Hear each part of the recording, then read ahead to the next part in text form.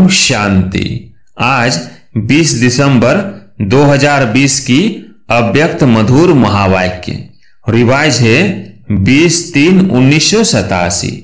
पहले सुनते हैं अव्यक्त महावाक्य के कुछ मुख्य पॉइंट्स। बाबा ने कहा, आप सभी सत्यता की शक्तिशाली श्रेष्ठ आत्माएं हो। सत्य ज्ञान, सत्य भाव, सत्य प्राप्ति, सत्य याद, सत्य गुण, सत्य शक्तियां, सर्व प्राप्ति है। तो इतनी ऑथोरिटी का नशा रहता है। ऑथोरिटी का अर्थ अभिमान नहीं है। जितना बड़े ते बड़ी ऑथोरिटी, उतना उनकी वृत्ति में रूहानी ऑथोरिटी रहती है। वाणी में स्नेह और नम्रता होगी, यही ऑथोरिटी की निशानी है। फिर आगे बाबा ने कहा, एक ही बाप का नया ज्ञान सत्य ज्ञान है और नए ज्ञान से नई दुनिया स्थापन होती है। यह ऑथोरिटी और नशा स्वरूप में इमर्ज हो। फिर बाबा ने कहा, सेवा के प्लान बच्चे ही जानते हैं। जैसा लक्ष्य रखेंगे वैसा प्लान बहुत अच्छे से अच्छा बन जाएगा और सफलता तो जन्मसिद्ध अधिकार है ही है। इसलिए नवीनता को प्रत्यक्ष करो। और लास्ट में बाबा ने कहा, बच्चे कहते मेरा बाबा, तो बाबा कहते तेरा हो गया। तो सरेंडर हुए ना, चाहे प्रवृत्ति में हो चाहे सेंटर पर हो। लेकिन जिसने दिल से कहा मेरा बाबा, तो बाप ने अपना बनाया। यह तो दिल का सौदा है, मोह का स्थूल सौदा नहीं है, यह दिल का है। सरेंडर माना श्रीमत के अंडर रहने वाला। अब मुरली सुनते हैं विस्तार से।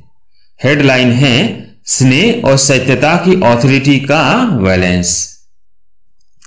आज सत बाप, सत शिक्षक, सदगुरु अपने सत्यता के शक्तिशाली सद बच्चों से मिलने आए हैं। सबसे बड़े ते बड़ी शक्ति व ऑथोरिटी सत्यता की ही है। सत दो अर्थ से कहा जाता है। एक सत अर्थात सत्य, दूसरा सत अर्थात अविनाशी। दोनों अर्थ से सत्यता की शक्ति सबसे बड़ी है। बाप को सत बाप कहते हैं। बाप तो अनेक हैं, लेकिन सत बाप एक है। सत शिक्षक, सदगुरु एक ही हैं। सत्य को ही परमात्मा कहते हैं, अर्थात परम आत्मा की विशेषता सत्य अर्थात सत है। आपका गीत भी है, सत्य ही शिव है। दुनिया में भी कहते हैं सत्यम शिवम सुंदरम। साथ साथ बाप परमात्मा के लिए सचित आनंद स्वरूप कहते हैं। आप आत्माओं को सचित आनंद कहते हैं। तो सत शब्द की महिमा बहुत गाई हुई है और कभी भी कोई भी कार्य में ऑथोरिटी से बोलते तो यही कहेंगे, मैं सच्चा हूं इसलिए ऑथोरिटी से बोलता हूं। सत्य के लिए गायन है। सत्य की नाव डोलेगी लेकिन डूबेगी नहीं। आप लोग भी कहते हो सच तो बिठो नच। सच्चा अर्थात सत्यता की शक्ति वाला सदा नाचता रहेगा, कभी मुरझाएगा नहीं, उलझेगा नहीं, घबराएगा नहीं, कमजोर नहीं होगा। सत्यता की शक्ति वाला सदा खुशी में नाचता रहेगा, शक्तिशाली होगा, सामना करने की शक्ति होगी, इसलिए घबराएगा नहीं। सत्यता को सोने के समान कहते हैं, असत्य को मिट्टी के समान कहते हैं। भक्ति में भी जो परमात्मा की तरफ लगन लगाते हैं उन्हों को सत्संगी कहते हैं। सत का संग करने वाले हैं। और लास्ट में जब आत्मा शरीर छोड़ती है तो भी क्या कहते हैं, सत नाम संग है। तो सत अविनाशी, सत सत्य है। सत्यता की शक्ति महान शक्ति है। वर्तमान समय मेजॉरिटी लोग आप सबको देखकर क्या कहते हैं, इन्हों में सत्यता की शक्ति है, तब इतना समय वृद्धि करते हुए चल रहे हैं। सत्यता कब हिलती नहीं है, अचल होती है। सत्यता वृद्धि को प्राप्त करने की विधि है।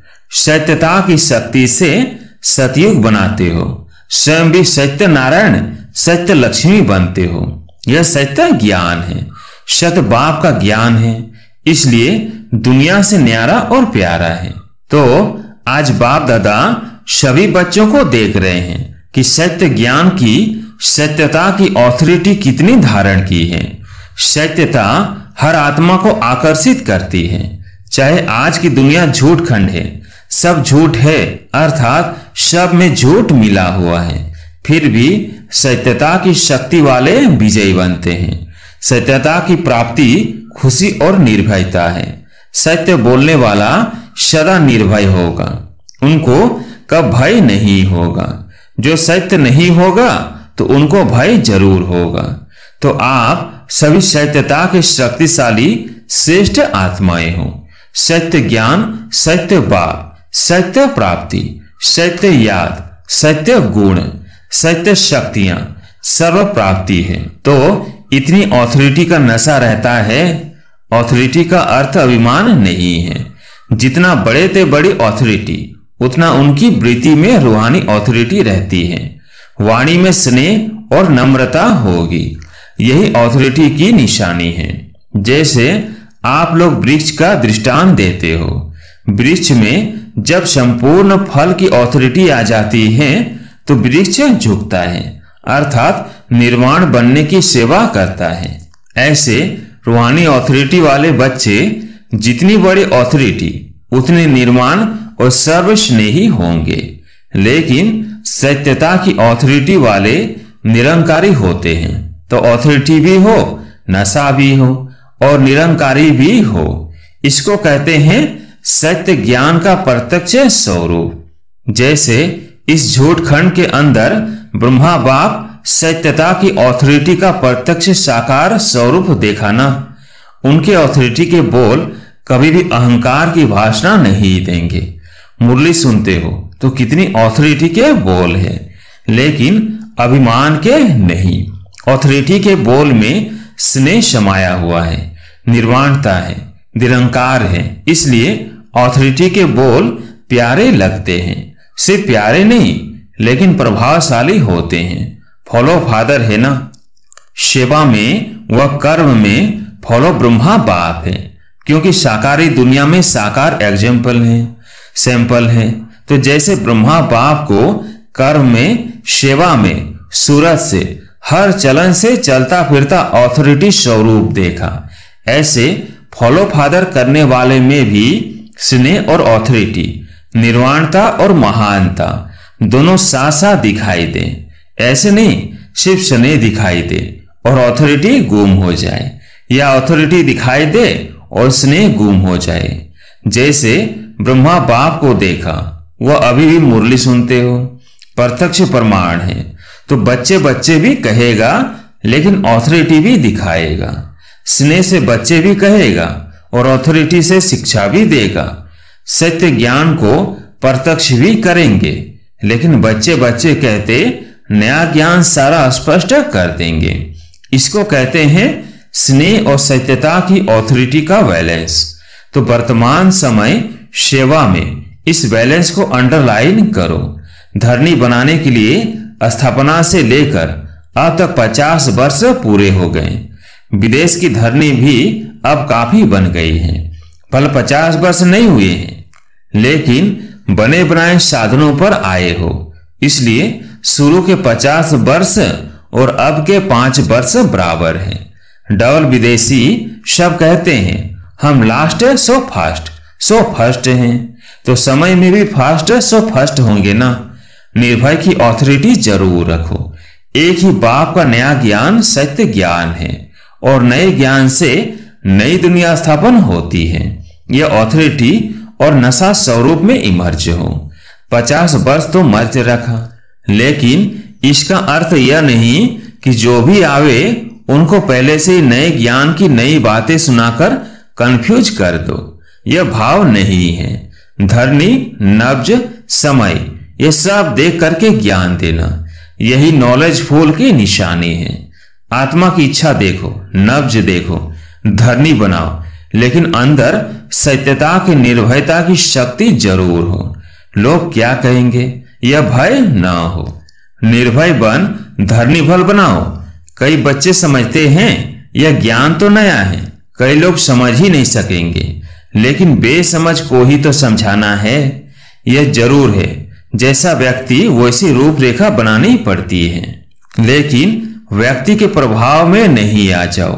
अपने सत्य ज्ञान की ऑथोरिटी से व्यक्ति को परिवर्तन करना ही है, यह लक्ष्य नहीं भूलो। अब तक जो किया वो ठीक था, करना ही था, आवश्यक था, क्योंकि धरनी बनानी थी। लेकिन कब तक धरनी बनाएंगे और कितना समय चाहिए? दवाई भी दी जाती है तो पहले ही ज्यादा ताकत की नहीं दी जाती, पहले हल्की दी जाती। लेकिन ताकत वाली दवाई दो ही नहीं, हल्की पर ही चलाते चलो। यह नहीं करो। किसी कमजोर को हाई पावर वाली दवाई दे दी तो यह भी रॉन्ग है।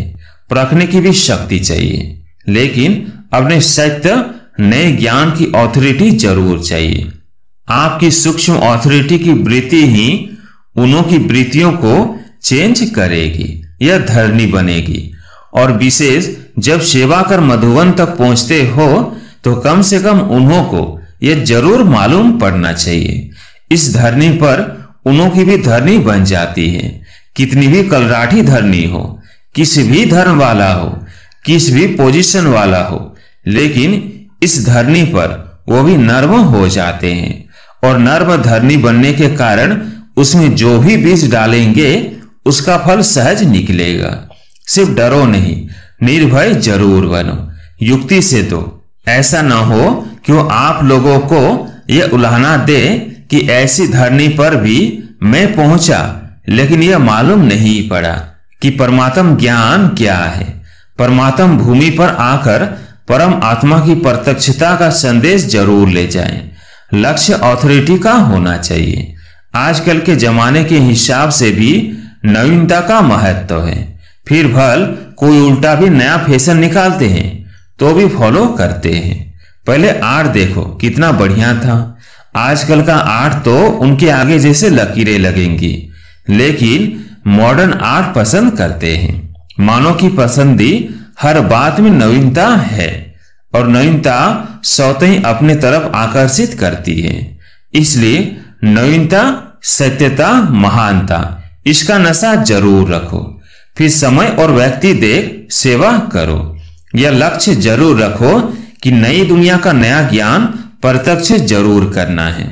अभी स्नेह और शांति प्रत्यक्ष हुई है। बाप का प्यार के सागर का स्वरूप, शांति के सागर का स्वरूप प्रत्यक्ष किया है। लेकिन ज्ञान स्वरूप आत्मा और ज्ञान सागर बाप है। इस नए ज्ञान को किस ढंग से देवे, उसके प्लेन्स अभी कम बनाए हैं। वह भी समय आएगा जो सभी के मुख से यह आवाज निकलेगा कि नई दुनिया का नया ज्ञान यह है। अभी सिर्फ अच्छा कहते हैं, नया नहीं कहते। याद की सब्जेक्ट को अच्छा प्रत्यक्ष किया है, इसलिए धरनी अच्छी बन गई है। और धरनी बनाना पहला आवश्यक कार्य भी जरूरी है। जो किया है वो बहुत अच्छा और बहुत किया है, तन मन धन लगाकर किया है। इसके लिए आफरीन भी देते हैं। पहले जब विदेश में गए थे तो यही त्रिमूर्ति के चित्र पर समझाना कितना मुश्किल समझते थे।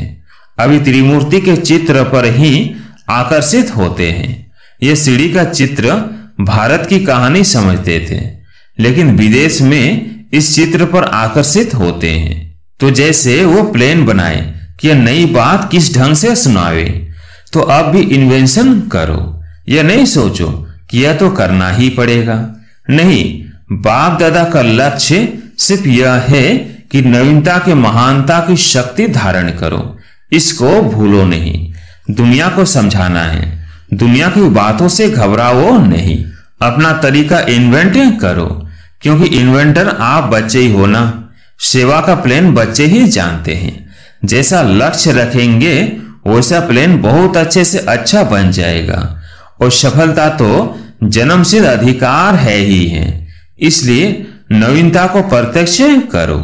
जो भी ज्ञान की गुह्य बातें हैं उसको स्पष्ट करने की विधि आपके पास बहुत अच्छी है और स्पष्टीकरण है। एक एक पॉइंट को लॉजिकल स्पष्ट कर सकते हो। अपनी ऑथोरिटी वाले हो। कोई मनोमय व कल्पना की बातें तो है नहीं, यथार्थ है, अनुभव है। अनुभव की ऑथोरिटी, नॉलेज की ऑथोरिटी, सत्यता की ऑथोरिटी। कितनी ऑथोरिटीज हैं? तो ऑथोरिटी और स्नेह दोनों को साथ साथ कार्य में लगाओ। बाप दादा खुश हैं कि मेहनत से सेवा करते करते इतनी वृद्धि को प्राप्त किया है और करते ही रहेंगे, चाहे देश है चाहे विदेश है। देश में व्यक्ति और नब्ज दे सेवा करने में सफलता है, विदेश में भी इसी विधि से सफलता है। पहले संपर्क में लाते हो, यह धरनी बनती है। संपर्क के बाद फिर संबंध में लाओ, सिर्फ संपर्क तक छोड़ नहीं दो। संबंध में लाकर फिर उन्हों को बुद्धि से समर्पित कराओ, यह है लास्ट स्टेज। संपर्क में लाना भी आवश्यक है, फिर संबंध में लाना है। संबंध में आते आते समर्पण बुद्धि हो जाए कि जो बाप ने कहा वही सत्य है, फिर क्वेश्चन नहीं उठते। जो बाबा कहता वही सही है, क्योंकि अनुभव हो जाता तो फिर क्वेश्चन समाप्त हो जाता। इसको कहते समर्पण बुद्धि, जिसमें सब स्पष्ट अनुभव होता। लक्ष्य यही रखो कि समर्पण बुद्धि तक लाना अवश्य है। तब कहेंगे माइक तैयार हुए हैं। माइक क्या आवाज करेगा? सिर्फ अच्छा ज्ञान है इन्हों का नहीं, यह नया ज्ञान है, यही नई दुनिया लाएगा। यह आवाज हो तब तो कुंभकर्ण जागेंगे ना, नहीं तो सिर्फ आंख खोलते हैं बहुत अच्छा का फिर नींद आ जाती है। इसलिए जैसे स्वयं बालक सो मालिक बन गए ना, ऐसे बनाओ। बेचारों को सिर्फ साधारण प्रजा तक नहीं लाओ, लेकिन राज्य अधिकारी बनाओ। उसके लिए प्लान बनाओ, किस विधि से करो जो कंफ्यूज भी ना हो और समर्पण बुद्धि भी हो जाए, नवीनता भी लगे, उलझन भी अनुभव नहीं करे, स्नेह और नवीनता की ऑथोरिटी लगे। अब तक जो रिजल्ट रही सेवा की विधि, ब्राह्मणों की वृद्धि रही, वो बहुत अच्छा है, क्योंकि पहले बीज को गुप्त रखा, वो भी आवश्यक है। बीज को गुप्त रखना होता है, बाहर रखने से फल नहीं देता। धरने के अंदर बीज को रखना होता है, लेकिन अंदर धरनी में ही न रह जाए, बाहर प्रत्यक्ष हो, फल स्वरूप बने। यह आगे की स्टेज है, समझा? लक्ष्य रखो, नया करना है। ऐसे नहीं कि इस वर्ष ही हो जाएगा, लेकिन लक्ष्य बीज को भी बाहर प्रत्यक्ष करेगा। ऐसे भी नहीं सीधा जाकर भाषण करना शुरू कर दो। पहले सत्यता की शक्ति की भाषणा दिलाने के भाषण करने पड़ेंगे। आखिर वो दिन आए ये सब के मुख से निकले, जैसे ड्रामा में दिखाते हो ना, सब धर्म वाले मिलकर कहते हैं हम एक हैं, एक के हैं, वो ड्रामा दिखाते हो। यह प्रैक्टिकल में स्टेज पर सब धर्म वाले मिलकर एक ही आवाज में बोले, एक बाप है, एक ही ज्ञान है, एक ही लक्ष्य है, एक ही घर है, यही है। अब वो आवाज चाहिए। ऐसा दृश्य जब बेहद की स्टेज पर आए तब प्रत्यक्षता का झंडा लहराएगा और इस झंडे के नीचे सब यही गीत गाएंगे। सबके मुख से एक शब्द निकलेगा, बाबा हमारा। तब कहेंगे प्रत्यक्ष रूप में शिवरात्रि मनाई, अंधकार खत्म हो, गोल्डन मॉर्निंग के नजारे दिखाई देंगे। इसको कहते हैं आज और कल का खेल। आज अंधकार, कल गोल्डन मॉर्निंग। यह है लास्ट पर्दा, समझा? बाकी जो प्लान बनाए हैं वो अच्छे हैं। हर एक स्थान की धरनी प्रमाण प्लान बनाना ही पड़ता है। धरनी के प्रमाण विधि में कोई अंतर भी अगर करना पड़ता है तो ऐसी कोई बात नहीं है। लास्ट में सभी को तैयार कर मधुबन धरनी पर छाप जरूर लगानी है। भिन्न भिन्न वर्ग को तैयार कर स्टैंप अर्थात छाप जरूर लगानी है।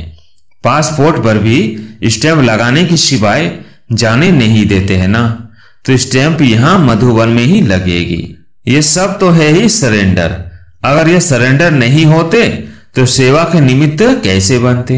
सरेंडर है तब ब्रह्मकुमार ब्रह्म कुमारी बन सेवा के निमित्त बने हो। देश चाहे विदेश में कोई क्रिश्चियन कुमारी व बौद्ध कुमारी बनकर तो सेवा नहीं करते हो, बीके बनकर ही सेवा करते हो ना। तो सरेंडर ब्राह्मणों की लिस्ट में सभी है, अब औरों को करना है। मर जीवा बन गए, ब्राह्मण बन गए। बच्चे कहते मेरा बाबा, तो बाबा कहते तेरा ही हो गया, तो सरेंडर हुए ना। चाहे प्रवृत्ति में हो चाहे सेंटर पर हो, लेकिन जिसने दिल से कहा मेरा बाबा, तो बाप ने अपना बनाया। यह तो दिल का सौदा है, मोह का स्थूल सौदा नहीं है, यह दिल का है। सरेंडर माना श्रीमत के अंडर रहने वाले। सारी सभा सरेंडर है ना, इसलिए फोटो भी निकला है ना। अब चित्र में आ गए तो बदल नहीं सकते। परमात्मा घर में चित्र हो जाए यह कम भाग्य नहीं है। यह स्थूल फोटो नहीं, लेकिन बाप के दिल में फोटो निकल गया।